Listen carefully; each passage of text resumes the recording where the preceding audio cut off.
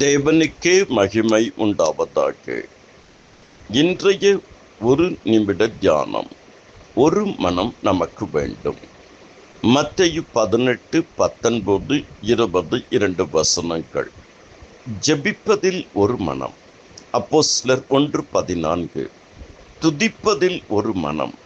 அப்போஸ்தலர் 4:24, ரோமர் 15:5.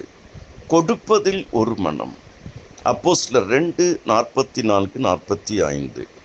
கூடுவதில் ஒரு மனம். அப்போஸ்தலர் 2:46-47. கவனிப்பதில் ஒரு மனம். அப்போஸ்தலர் 8:6. இதோ சகோதரர் ஒருமித்து வாசம் பண்ணுகிறது எத்தனை நன்மையும் இன்பமும் ஆனது. நானும் என் பிதாவும் ஒன்றாய் இருக்கிறோம்.